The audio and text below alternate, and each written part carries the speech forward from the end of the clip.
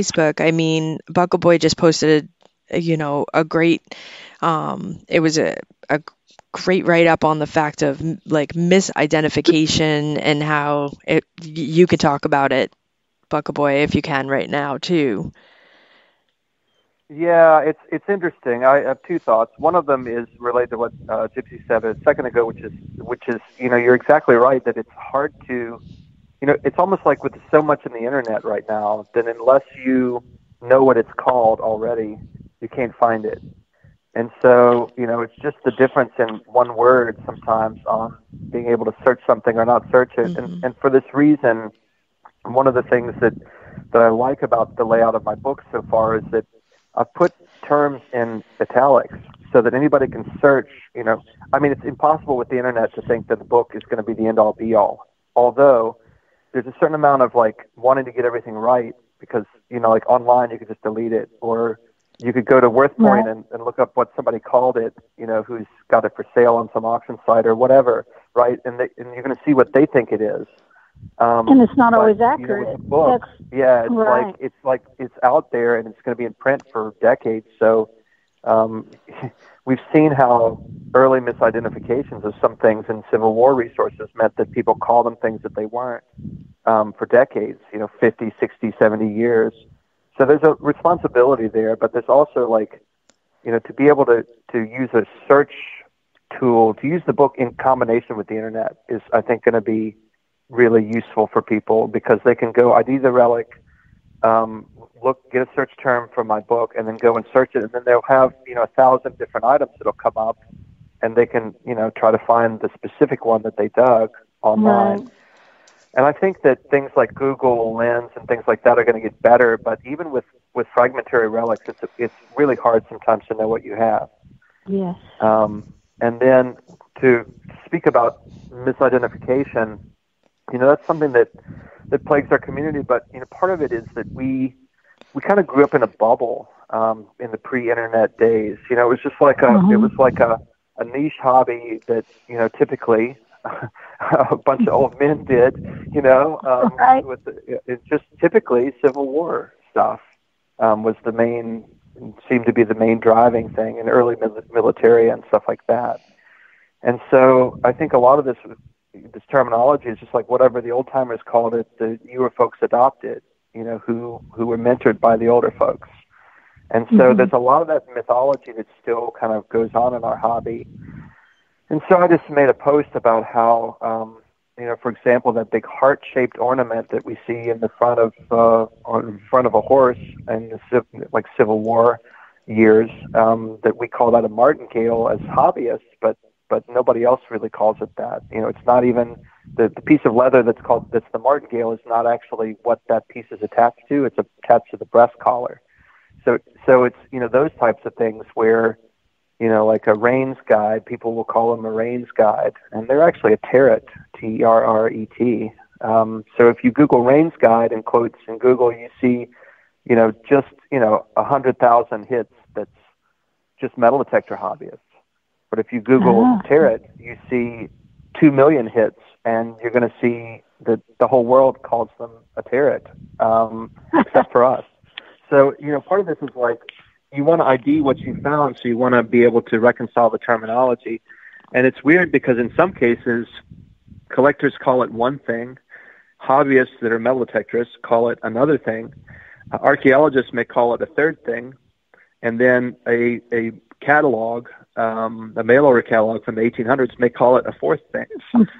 Right. So part of So it is true. just figuring out what is going to yield the best search results and how you're going to best know how to call something. And what we call things does matter because it allows other people who are going to adopt that terminology to either find online what they found or not know. So we want everybody to know what they found. Well, now we wish your book was out yesterday. So. I do too, because it's been a lot of work. Well, I know it's a lot more work than what went into my book, but I can only imagine because it just seemed like it took forever just to lay out part. Yeah. Mm. Yeah, you are not a stranger to this, Gypsy. No, and mine was easy, compared to yours. I can only imagine with as many items that you're trying to identify and photo and categorize, and that's pretty mind-blowing. That is kudos to you for taking on such a, I mean, not necessarily daunting task, but you know what I mean. Oh gosh, I can only imagine the work. I would call it daunting, but I would also say, like you're sitting there and you've done all the things that you're passionate about. You're like, I've got buttons on lockdown. I know about buttons, or I know about Right. this little thing that I liked, or did all these deep dives about, or I've read these, weird archaeological papers and tried to understand them about whatever thing that I think is cool. And then you get to things like horse tech, and you're like, I've never ridden a horse. I don't know what a gag loop is. Finding a gag loop makes me want to gag, or whatever, So Right.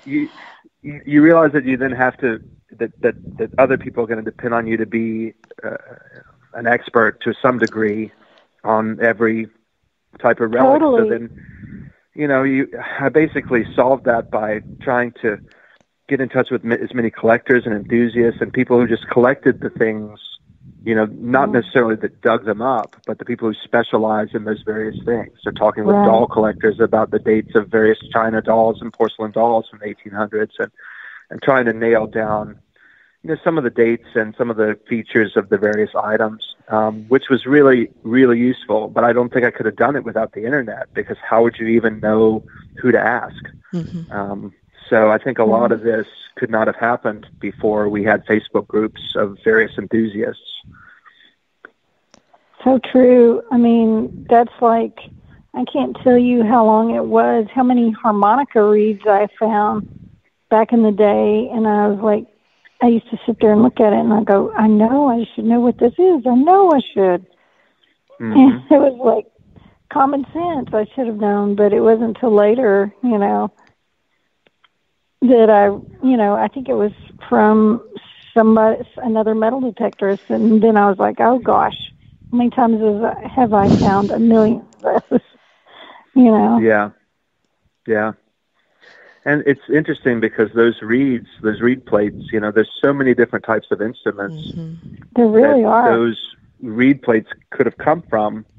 And so one of the sections of my book is talking about the age ranges of the various types of reed plates, harmonica, I love it. accordion, flutina, and I can't wait. And pump and organ reeds and things too. like that. Yeah. Mm-hmm. Different shapes. Oh, I love it. And concertina reeds. People don't realize that concertinas were a huge thing in this country up until the early 1900s.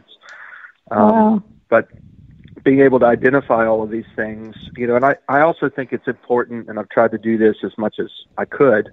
I've got photos from various collections around the world of various items, medical items, optometry items, glasses, eyeglasses, and dolls, and, original garments. And I think that often, we'll find a button and we'll be like, hey, it's a button. But it's because all we can envision is the button as a hobbyist, but the button was just one part of all of this thing. And it's like the garment is long gone. And it's like, where's the blue satin net cloak that went on that, that had like some sort of weird wool lining or something. It's like, I've tried to show some of these original items because I think it's important that we kind of can imagine. I mean, we are treasure hunters. We're good at imagining where treasure might be and what treasure might look like. And so I feel like we get a kind of an incomplete picture without being able to sit down and look at a book or imagine what, the rest of the harmonica would look like, or the cloak or the cape that the pin went on, or the garment that, or the shoe that the shoe tip went on, or the heel plate. So I think it's important. I agree. I love it. Well, I am amazed. I cannot wait till your book comes out. And it sounds like it's going to be a must-have in everybody's, collection and to help identify. Can we pre-order to help you out? Right. I wish, but I want to get through the rest of the layout first. Anything can happen. I want to just make sure that we get to the finish line with the print run.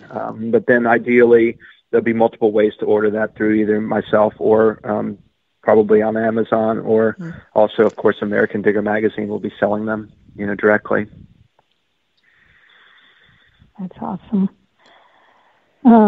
Yeah, American Digger Magazine, that Butch and Anita are just amazing people, and I'm so glad you're working with them and through them. That's amazing. They just purchased some of my books as well, and they're selling them.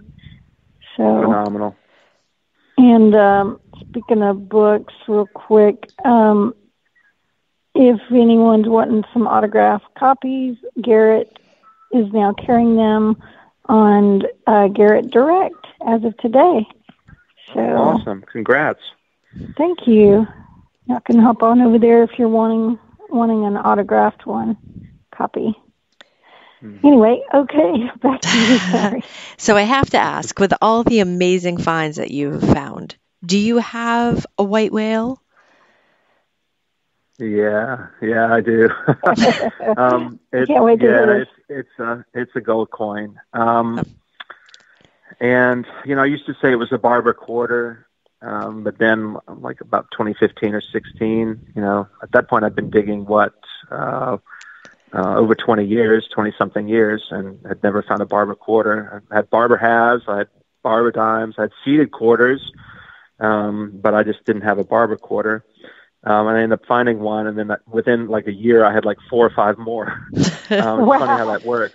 But I think part of that is in the hobby. I think part of it is that you don't really know anything. Now, this is a quarter signal, so I'm speaking very generally here. Like, who's not going to dig a quarter unless it's, so far in a bunch of iron that it's hard to hear. But I think that a lot of times with our hobby, we don't really know what's out there until we can ID the first thing, or until we dig the first one of its type, and then we're like, there might be more if I dig at this depth or dig these iffy signals or whatever else. Like, we adjust our game to get more of the thing that we had never found, but it takes us finding the first one to know that that's possible.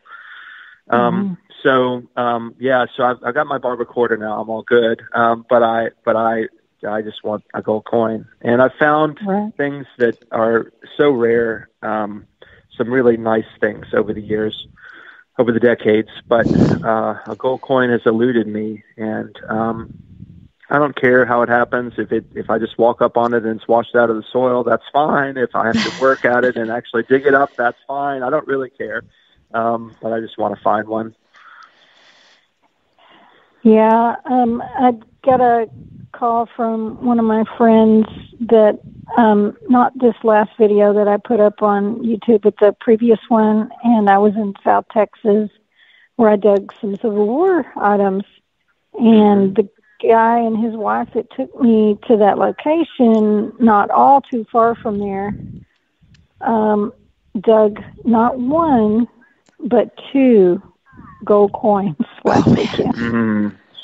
Yeah, I was just drooling over the pictures they sent. They were absolutely just stunning and beautiful shape. Wow. Oh, man. I'm like, man, when it rains, it pours too. They not just 1, but 2. Wow. Oh, gosh. Still on my, my bucket list. Oh, man. Wow. So have you, I know it sounds like, you find a lot of stuff washed out of the soil as well. Have you found anything that you would consider creepy or crazy or just here and abnormal? There. I mean, aside from, like some various drug paraphernalia things that I've found over the years, on beaches and in parks. I would say that the creepiest thing I've found within the last couple of years was a gold tooth that I found. It had a gold crown, and it was found at an 1840s or 50s site. And so I'm just like, how did that get there? There's no grave site there. Did somebody have an infection and pull it out themselves? Did somebody punch somebody else in the face and break a tooth out, or like I'm like, how